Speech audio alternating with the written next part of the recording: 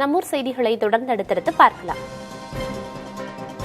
சிறப்பு வாக்காளர் பட்டியல் திருத்தம் என்ற பெயரில் மத்திய அரசு தமிழர்களின் வாக்குரிமையை பறிக்க முயற்சிப்பதாக குற்றம் சாட்டி தமிழ்நாட்டின் பல்வேறு பகுதிகளிலும் மார்க்சிஸ்ட் கம்யூனிஸ்ட் கட்சி சார்பில் ஆர்ப்பாட்டம் நடைபெற்றது. பீகார் மாநிலத்தில் லட்சக்கணக்கான வாக்காளர்களின் பெயர்கள் நீக்கப்பட்டதாகவும் இந்த செயல் ஜனநாயகத்திற்கு எதிரானது என்றும் அவர்கள் குற்றம் சாட்டினர். திருவாரூர், தஞ்சை, தூத்துக்குடி மற்றும் கரூர் உள்ளிட்ட பல நகரங்களில் நடைபெற்ற போராட்டத்தில் மத்திய அரசு மற்றும் தேர்தல் ஆணையத்திற்கு எதிராக முழக்கங்கள் எழுப்பப்பட்டன.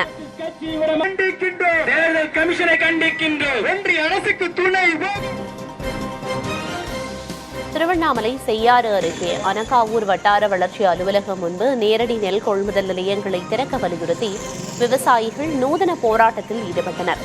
பொம்மை ஜேசிபி இயந்திரங்களை வைத்து ஆர்ப்பாட்டம் நடத்திய விவசாயிகள் 100 நாள் வேலை திட்டத்தில் இயந்திரங்கள் பயன்படுத்தப்படுவதாக குற்றம் சாட்டினர்.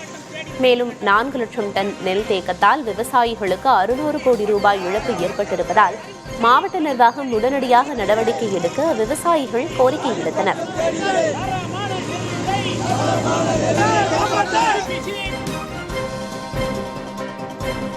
கோவை மேட்டுப்பாளையத்தில் காவல்துறை சார்பில் போதைப்பொருள் தடுப்பு விழிப்புணர்வு பேரணி நடைபெற்றது. இதில் அரசு பள்ளியைச் சேர்ந்த 1000 மாணவிகள் கலந்து கொண்டனர்.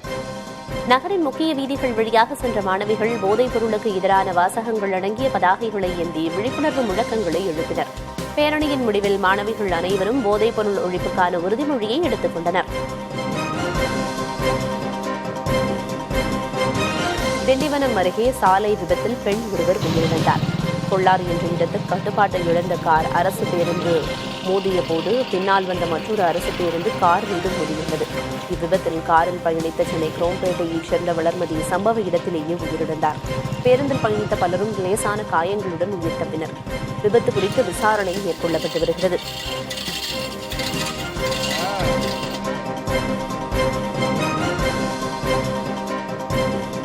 குடியாத்தம் நகரில் போக்குவரத்துக்கு இடையூறாக இருந்த தடைகளின் பெயர் பலகைகள் போக்குவரத்து காவலர்களால் அகற்றப்பட்டன.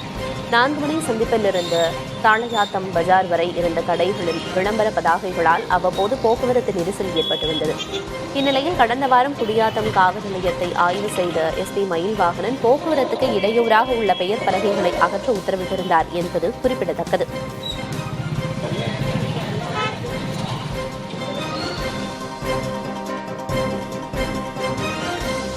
கொடைக்கானல் வத்தலகுண்டு நெடுஞ்சாலை ஓரத்தில் வளர்ந்துள்ள அந்நிய மரங்களை அகற்றி பாதுகாப்பான பயணத்தை உறுதி செய்ய வனத்துறைக்கு மக்கள் கோரிக்கை விடுத்துள்ளனர்.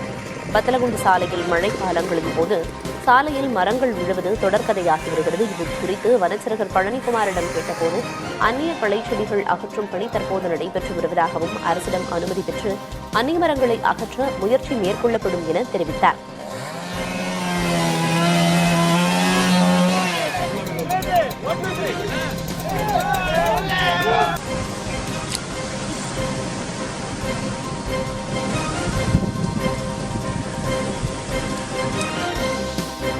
திருச்சியில் அரசால் தடை செய்யப்பட்ட 611 கிலோ புகையிலை பொருட்கள் பறிமுதல் செய்யப்பட்டன. தொட்டியம் அருகே நடத்தப்பட்ட வாகன சோதனையின் போது பெங்களூருவில் இருந்து வந்த வேனில் 4 லட்சம் மதிப்பிலான ஹான்ஸ், பான் மசாலா உள்ளிட்ட போதைப் பொருட்கள் இருப்பது கண்டுபிடிக்கப்பட்டது. இது தொடர்பாக நாமக்கல்லைச் சேர்ந்த தணிகாச்சலம், பிரதீப் ஆகியோரை கைது செய்த காவல்துறையினர் கடத்தலுக்கு பயன்படுத்தப்பட்ட வாகனத்தையும் பறிமுதல் செய்தனர். விருத்தாச்சலத்தில் வழக்கறிஞர் தாக்கப்பட்டதை கண்டித்து விருத்தாச்சலம் ஒருங்கிணைந்த நீதிமன்ற வளாகம் முன்பு வழக்கறிஞர்கள் ஆர்ப்பாட்டத்தில் ஈடுபட்டனர். கோட்டேரி கிராமத்தைச் சேர்ந்த வழக்கறிஞர் ராஜா என்பவருக்கும் அதே பகுதியைச் சேர்ந்த முன்னாள் ஊராட்சி மன்ற தலைவருக்கும் முன்விரோதம் இருந்த நிலையில் ராஜா இரும்பு ராடால் தாக்கப்பட்டார். இந்நிலையில் வழக்கறிஞர் மீதான தாக்குதலை கண்டித்தும் வழக்கறிஞர்கள் பாதுகாப்பு சட்டத்தை இயற்றக் கோரியும் ஆர்ப்பாட்டம் நடைபெற்றது.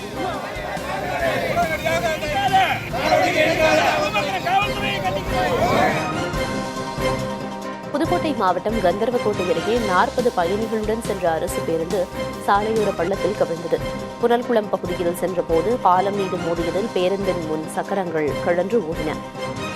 சாலையோர பள்ளத்தில் பேருந்து கவிழ்ந்ததில் 3 பயணிகள் காயமடைந்தனர். கிரேன் உதவியுடன் பேருந்து அப்புறப்படுத்தப்பட்டு போக்குவரத்து சீர் செய்யப்பட்டது.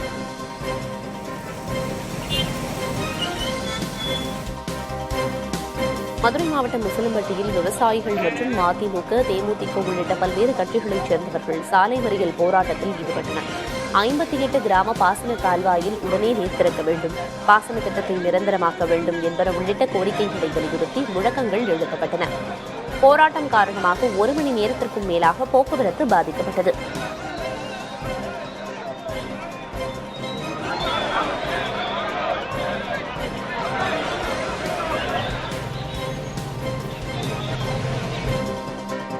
கொடைக்கானல் மேல்மலை பகுதியில் செல்போன் தொடர்பு சேவைகள் தொடர்ந்து பாதிப்படைவதாக மக்கள் கவலை தெரிவிக்கின்றனர். செல்போன் கோபுரங்களுக்கு செல்லும் மின்கம்பி வடங்கள் வனப்பகுதி வழியாக வருவதால் மின்சாரம் தடைபடுவதாக கூறப்படுகிறது. எனவே உயர்மின் கோபுரங்கள் அமைக்க அப்பகுதி மக்கள் கோரிக்கை விடுத்துள்ளனர். இது தொடர்பாக மின்வாரிய துணை இயக்குநரிடம் கேட்டபோது அரசுக்கு பரிந்துரைத்திருப்பதாகவும் விரைவில் தீர்வு கிடைக்கும் எனவும் தெரிவித்தார்.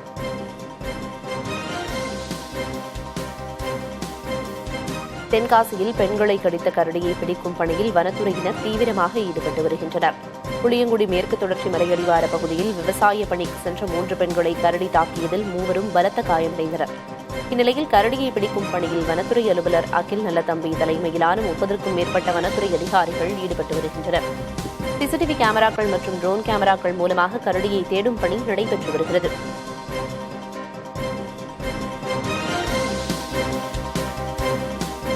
கடலூர் மாவட்ட ஆட்சியர் அலுவலகத்தில் கிராம நிர்வாக அலுவலர்கள் காத்திருப்பு போராட்டம் நடத்தினர்.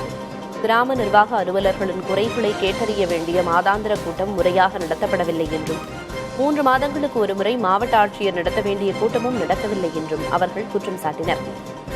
பணியிட மாறுதல் கோரி 50க்கும் மேற்பட்டோர் மனு அளித்தும் எந்தவித நடவடிக்கையும் எடுக்கப்படவில்லை என்றும் கூறி ஆட்சியரின் அறையையும் முற்றுகையிட்டனர்.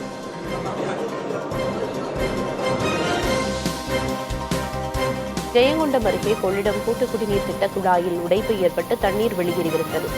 பழூர் கும்பகோணம் சாலையில் 1 கிலோமீட்டர் தூரத்திற்கு சாலை விரிவாக்க பணி நடைபெற்று வருகிறது. இதனால் ஏற்பட்ட அழுத்தத்தின் காரணமாக சாலையோரம் உள்ள குழாய் உடைந்து அருகே உள்ள குளத்தின் சிமெண்ட் சுவர் வழியாக வெளியேறி வருகிறது.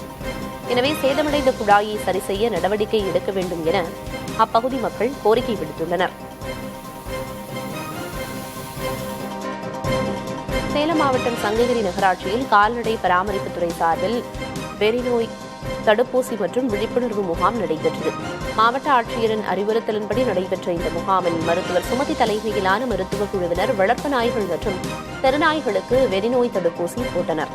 இதில் சங்ககிரி மற்றும் சுற்றுவட்டார பகுதிகளைச் சேர்ந்த பொதுமக்கள் தங்கள் நாய்களுக்கு தடுப்பூசி போட ஆர்வத்துடன் கலந்து கொண்டனர்.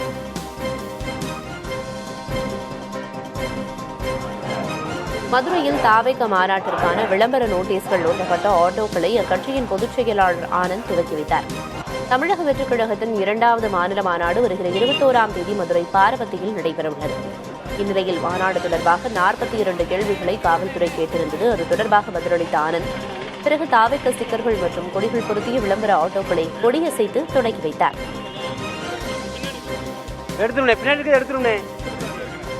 மதுரையில் தாவேகா மாநில மாநாட்டிற்காக பிரம்மாண்டமான மேடை அமைக்கும் பணி தீவிரமாக நடைபெற்று வருகிறது. இதில் விஜய் ராம்ப் வாக் செல்வதற்காக 500 மீட்டர் தூரத்திற்கு மேடை அமைக்கும் பணி மும்முரமாக நடைபெறுகிறது. இதுகுறித்து நமது செய்தியாளர் சுபாஷ் அளித்திருக்கும் தகவல்களை தற்போது பார்க்கலாம். தமிழக வெற்றிக் கழகம் 2வது மாநில மாநாடு மதுரை தூத்துக்குடி தேசிய நெடுஞ்சாலையில் உள்ள அந்த பாரபத்தி கிராமத்தில் நடத்த திட்டமிடப்பட்டு தற்போது பணிகளானது நடைபெற்று வருகிறது. 500 மீட்டருக்கும் மேற்பட்ட பகுதிகளில் இந்த விஜய் ரேம்ப் வாக் செய்வதற்கான இந்த மேடையானது அமைக்கப்பட்டிருக்கிறது. 500 ஏக்கர் பரப்பளவில் இந்த மாநாடு நடத்த திட்டமிடப்பட்டு 300 ஏக்கர் பரப்பளவில் இந்த மேடை உள்ளிட்ட தொண்டர்கள் அமர்ந்து பார்க்கும் வகைக்கான பகுதிகளை ஏற்பாடுகளை கடந்த சில வாரங்களாகவே தமிழக வெற்றிக் கழகம் சார்பாக நடத்தப்பட்டு வருகிறது. இதில் புதுவிதமாக இந்த அமரும் இடத்திற்கே தண்ணீர் விநியோகம் செய்வது வகையில் இந்த நிலத்து அடியில் அந்த பைப்புகளை பதிக்கும் பணியானது தற்போது விறுவிறுப்பாக நடைபெற்று வருகிறது.